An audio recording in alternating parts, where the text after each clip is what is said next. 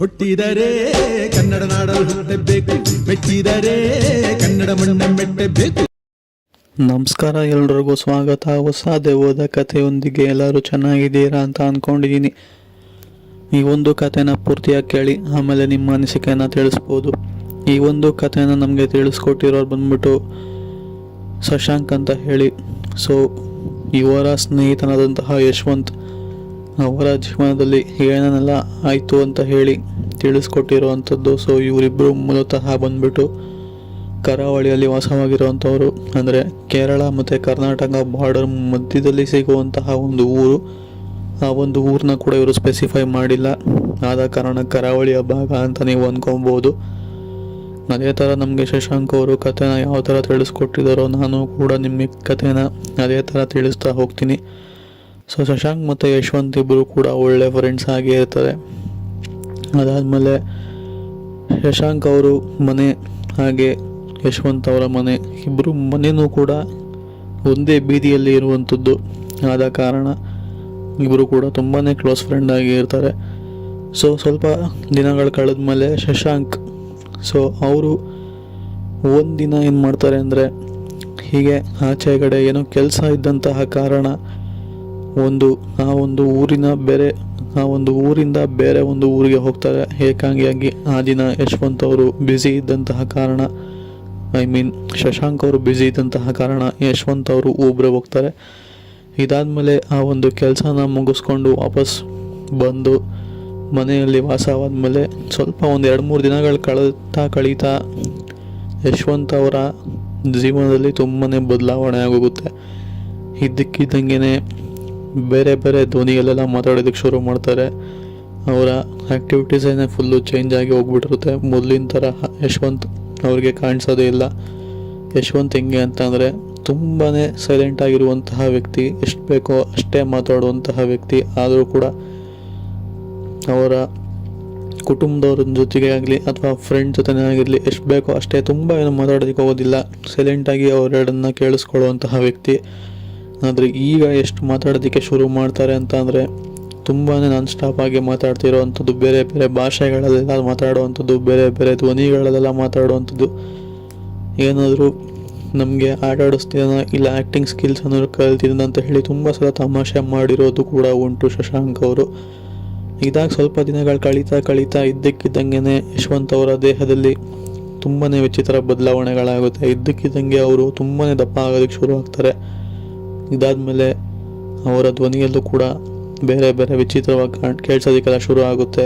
ಮನೆಯವ್ರಿಗೂ ಕೂಡ ಸ್ವಲ್ಪ ಇದು ಗಾಬರಿ ತರಿಸುತ್ತೆ. ಹಾಗೆ ಹೋಗ್ತಾ ಯಶವಂತ್ ಅವರ ಕೈ ಆಗಿರ್ಬೋದು, ಕಾಲಾಗಿರ್ಬೋದು ಅಥವಾ ಅವರ ಬೆನ್ನಾಗಿರ್ಬೋದು, ಯೂಶಲಿ ಎಲ್ರಿಗೂ ಹೊಟ್ಟೆ ಮುಂದೆ ಬರುತ್ತೆ ದಪ್ಪ ಆದರೆ, ಬಟ್ ಇವ್ರಿಗೆ ಬೆನ್ನು ಹಿಂದೆಗಡೆ ಊದ್ಕೊಳ್ಳೋದಕ್ಕೆ ಶುರು ಆಗುತ್ತೆ. ಇದನ್ನು ತಗೊಂಡೋಗಿ ಡಾಕ್ಟರ್ ಹತ್ರ ಕೂಡ ತೋರಿಸ್ತಾರೆ, ಈ ಥರ ಬೆನ್ನು ಹಿಂದೆಗಡೆ ಊದ್ಕೊಂತಾನೆ ಇದೆ ಅಂತ. ಬಟ್ ಆ ಒಂದು ಬೆನ್ನು ಯಾವ ಥರ ಊದ್ಕೊಂಡಿರುತ್ತೆ ಅಂತ ಅಂದರೆ ಯಶವಂತ್ ಅವ್ರಿಗೆ ತುಂಬಾ ನೋವು ಕೊಡ್ತಿರುತ್ತೆ. ಇದಾದಮೇಲೆ ಆ ಒಂದು ಊತ ಏನಕ್ಕಾಗಿದೆ ಅಂತಹ ಆ ಒಂದು ಡಾಕ್ಟರು ಕೂಡ ಗೊತ್ತಾಗೋದಿಲ್ಲ. ಇದಾಗ ಸ್ವಲ್ಪ ದಿನಗಳ ಮೇಲೆ ಆ ನೋವನ್ನು ತಡೆಯೋಕ್ಕಾಗ್ದೇ ಯಶವಂತ್ ಅವರು ತುಂಬಾ ಡಿಪ್ರೆಷನ್ಗೆ ಹೋಗ್ಬಿಟ್ಟಿರ್ತಾರೆ. ಹಾಗಾಗಿ ಯಾರ ಹತ್ರನೂ ಕೂಡ ತುಂಬ ಮಾತಾಡ್ತಿರ್ತಾರೆ. ಮೊದಲು ಸೈಲೆಂಟಾಗಿ ಇರೋಂತಹ ಯಶವಂತ್ ಅದಾದಮೇಲೆ ತುಂಬಾ ಮಾತಾಡೋದಕ್ಕೆ ಶುರು ಮಾಡ್ತಾರೆ.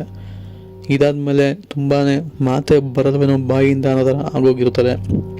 ಏನೂ ಕೂಡ ಹೊಟ್ಟೆಗೆ ತಿಂತಿರೋದಿಲ್ಲ, ಕುಡಿತಾನೂ ಇರಲ್ಲ, ತುಂಬಾ ಒಂದು ಮೂಲೆ ಗುಂಪಾಗಿ ಕೂತಿರ್ತಾರೆ.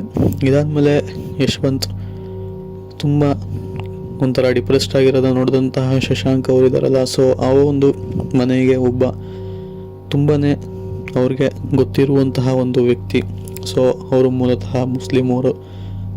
ಆ ಒಂದು ಮುಸ್ಲಿಮವ್ರನ್ನ ದರ್ಗಾದಲ್ಲಿರ್ತಾರಲ್ಲ, ಅವ್ರನ್ನ ಕರ್ಕೊಂಡೋಗಿ ಆ ಒಂದು ಮನೆಯಲ್ಲಿ ತೋರಿಸ್ತಾರೆ. ಈ ಥರ ಆಗ್ತಿದೆ ನೋಡಿ ಅಂತ ಹೇಳಿ ಡಾಕ್ಟ್ರು ಕೂಡ ಗೊತ್ತಿಲ್ಲದಿರುವಂತಹ ವಿಷಯ ಆದಂತಹ ಕಾರಣ ಇವ್ರನ್ನ ಕರ್ಕೊಂಡೋಗಿ ತೋರಿಸ್ತಾರೆ.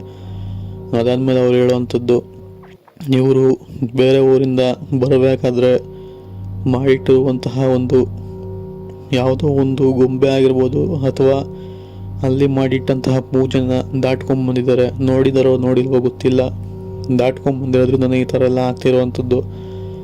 ಆ ಒಂದು ಘಟನೆ ಎಲ್ಲಿ ದಾಟಿದ್ರೋ ಅಲ್ಲಿಗೆ ಪುನಃ ಕರ್ಕೊಂಡು ಹೋಗು ಅಂತ ಹೇಳಿ ಆ ಒಂದು ಯಶವಂತನವ್ರನ್ನ ಜ್ಞಾನನೇ ಇಲ್ಲದೆ ಬಿದ್ದಿರ್ತಾರೆ. ಅವರೆಲ್ಲೂ ಹೋಗಿದ್ರು ಅಂತ ಹೇಳಿ ಕರ್ಕೊಂಡು ಹೋಗ್ತಾರೆ.